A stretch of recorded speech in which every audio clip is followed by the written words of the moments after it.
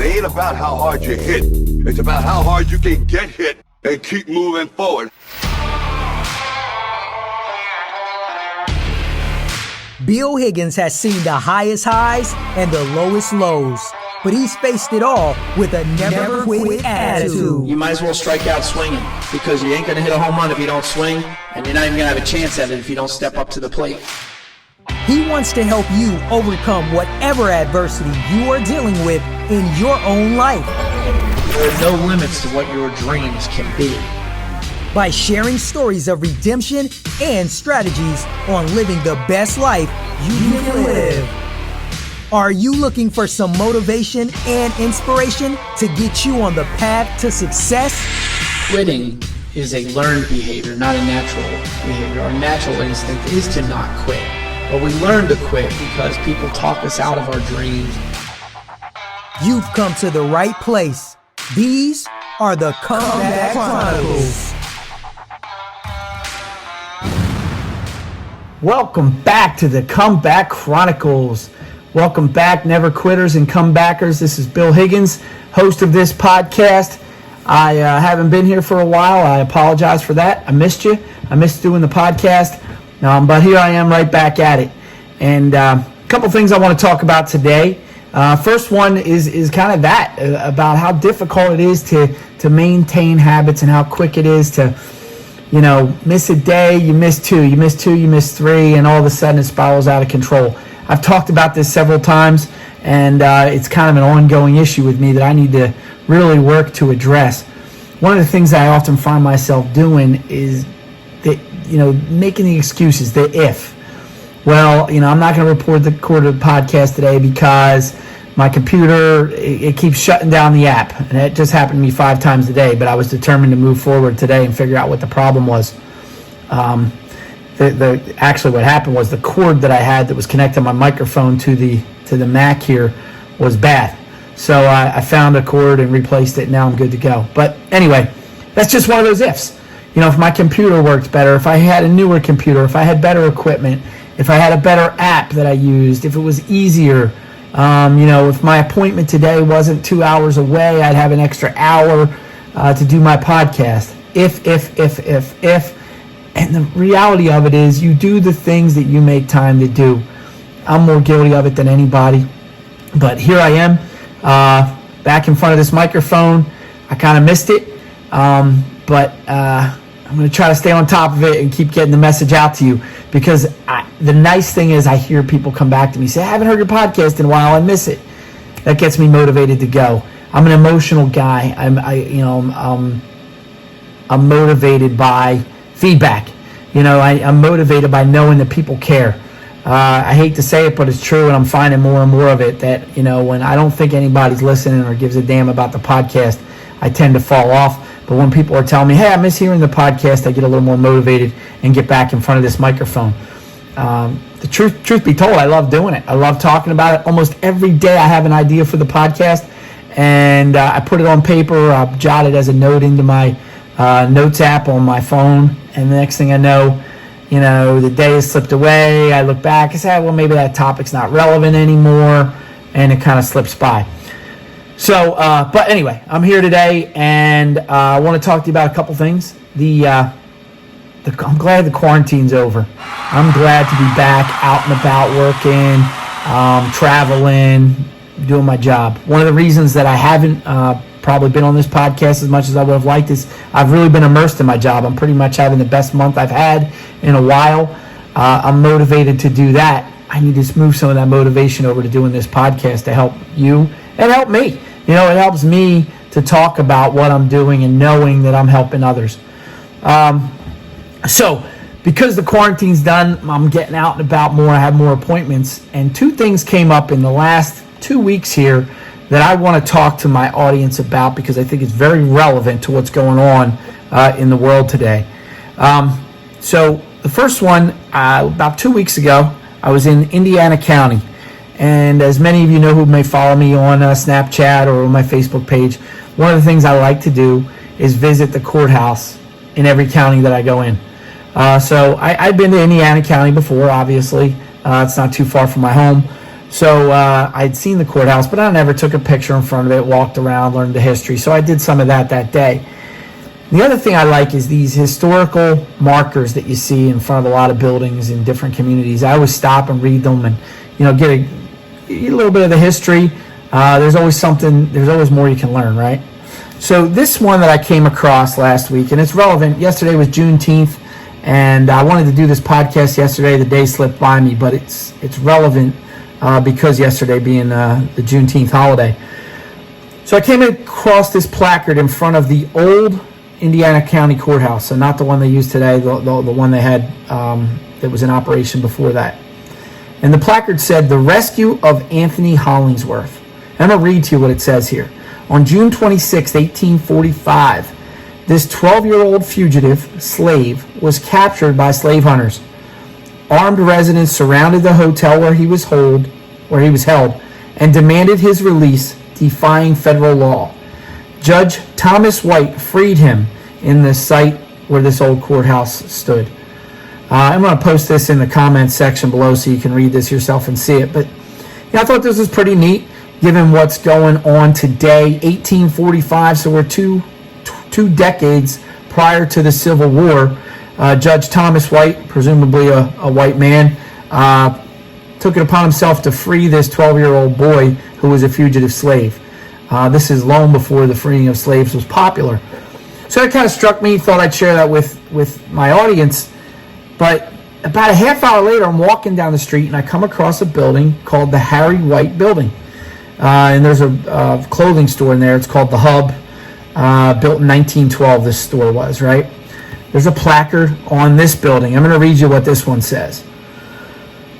The Hub, a 1912 clothing store owned by Heyman Brothers, was a boyhood stop of actor Jimmy Stewart, who would visit to pick up wooden crates that the Heymans saved for him to use in his theatrical productions.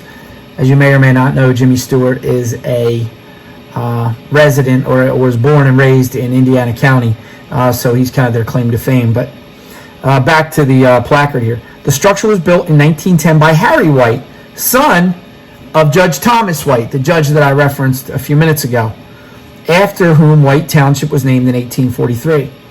Now here's where it gets interesting.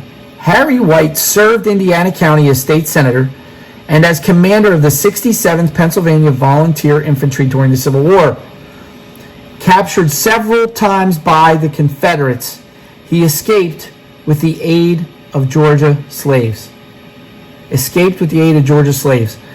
White ended the war as Brigadier General, a rank given to him by President Lincoln. He later served as judge on the 40th Judicial District and also became a U.S. Congressman.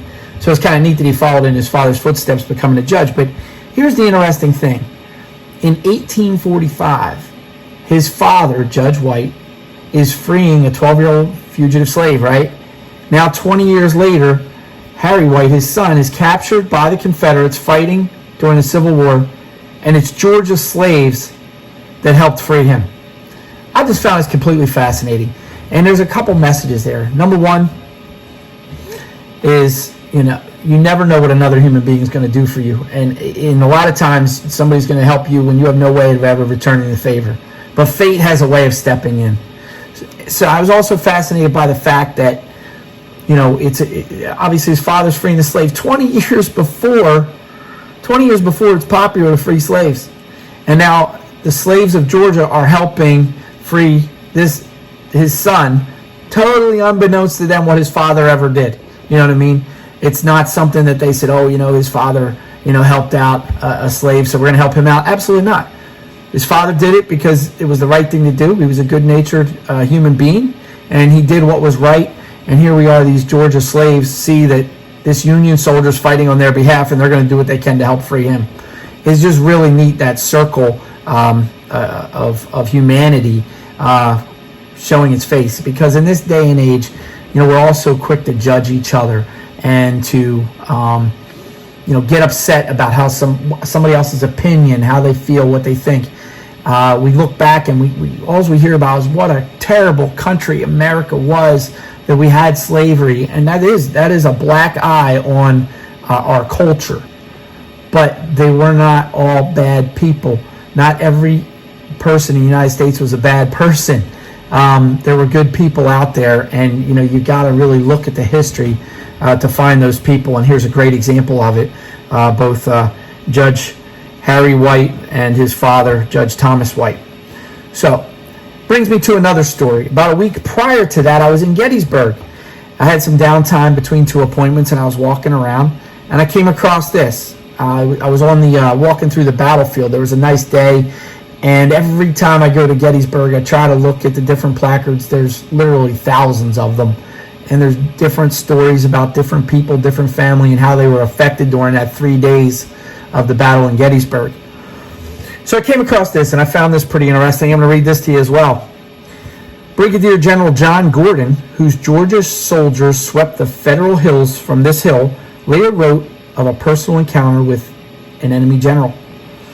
Here's a quote: "In the midst of the wild disorder in the ranks, and through a storm of bullets, a Union officer was seeking to rally his men for a final stand. He too went down pierced by a Minié ball. Riding forward with my rapidly advancing lines, I discovered that brave soldier lying on his back with the July sun pouring its rays into his pale face. Quickly dismounting and lifting his head, I gave him water from my canteen." Now this is his enemy.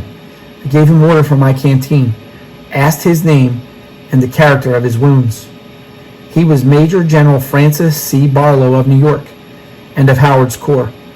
The ball had entered his body in the front and passed out near the spinal cord, paralyzing him in the legs and arms. Neither of us had the remotest thought that he could possibly survive. I summoned several soldiers who were looking after the wounded and directed them to place him on a litter and carry him to the shade." So here he is, his enemy, a Confederate soldier fighting a Union soldier, mortally wounds him, but he takes him to the shade so that he can die in comfort. 15 years later, Gordon, now a U.S. Senator, was attending a dinner in Washington, D.C. when he learned that a General Barlow was also attending. Introducing himself to Barlow, he was stunned to learn it was the same one he had met in Gettysburg. Each man believed that the other one had been killed in the war. "Thenceforth," wrote Gordon, "the friendship between us, which was born amidst the thunders of Gettysburg, was greatly cherished by both." These two guys became friends. We hear all the time now, we should destroy our history, take down the statues of generals that fought in the Civil War, especially obviously the Confederate generals is what they're targeted at. And listen, they were wrong. They were absolutely wrong. They were fighting for an unjust cause. We can't erase our history. These stories are important. This shows really what humanity is all about. These were two men that were fighting for a cause that they vigorously believed in. The Confederate general wounded the Union general.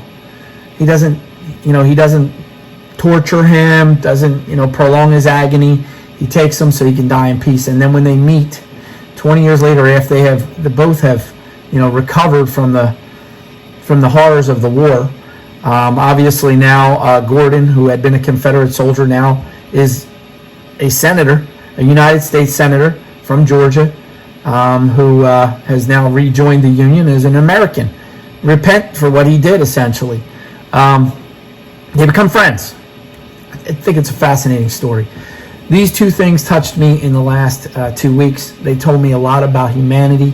They told me a lot about putting things in perspective from where we're at today. People made mistakes a long time ago. People still make mistakes today. But humanity is generally good. We are generally good people. We're going to get through this. We're going to patch these wounds that we're causing and move forward.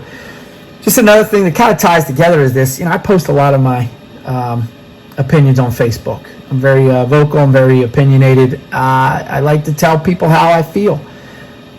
But when people disagree with me, I don't delete them. I don't block them. I listen to them. I engage with them. I argue with them. I express my thoughts on what they have to say, but I don't ignore their opinion. I don't pretend their opinion doesn't exist. And we have too much of that. I see now people posting on Facebook, if you disagree with me, delete me, defriend me, unfriend me. People that they say they don't want to see the comments of other people that disagree with them. Why? Why don't you want to hear the way other people think? What makes them feel the way they feel? All right? This is important. And I've had people say to me, listen, Bill, you have a lot of liberal friends on your Facebook page. You're a conservative guy. How can you tolerate these people? No. I tolerate them because, in fact, a lot of them, the people that I disagree with, they present their opinion more professionally than the people I do agree with. And we need to engage in this dialogue, listen to the other side, understand where they're coming from, understand their perspective, because if you don't, we're just going to be a whole bunch of automatons that think alike, and we're never going to accomplish anything. I'm hard-headed. I have my beliefs, they're strong, but I am always open-minded to listen to what the other side has to say and maybe see the flaws in my position. Every once in a while, and it's only once in a while, but every once in a while, somebody makes me reconsider my position on something. But we need to be gentlemen, ladies and gentlemen, in the way we engage in our discourse. All right?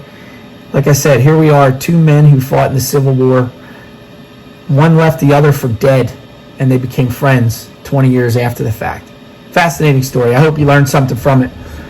And then again, the story of the White, Judge White and his son Harry, and the way that karma had a way of returning what happened in 1845, 20 years later. Karma had a way of returning that favor to Judge White's son, and the Georgia slaves helped free him when he was captured by the Confederates. Two fascinating stories, and I'll tell you what, there are a whole lot more of them out there. I encourage you, when you're out and about, take in the history of where you are. I'm fortunate. In my job, I get to do a lot of traveling, and I travel all throughout Pennsylvania, and I go to different towns, and I see different things. But almost everywhere I go, in everything I do, there is some lesson to be learned that can help improve my life, help motivate me, help keep me on the path to success. And as I find those things, I'll share them with you. And I hope as you find those things, you'll share them with me. So anyway, I'm happy to be back here today, another episode of the Comeback Chronicles podcast. I hope you enjoyed it. I hope there was some value in this for you. I look forward to talking to you again real soon, but until I do, never surrender, never give up, and never quit. Remember, tomorrow isn't promised, but today is. Get out there and make the very best of it. Have a great day.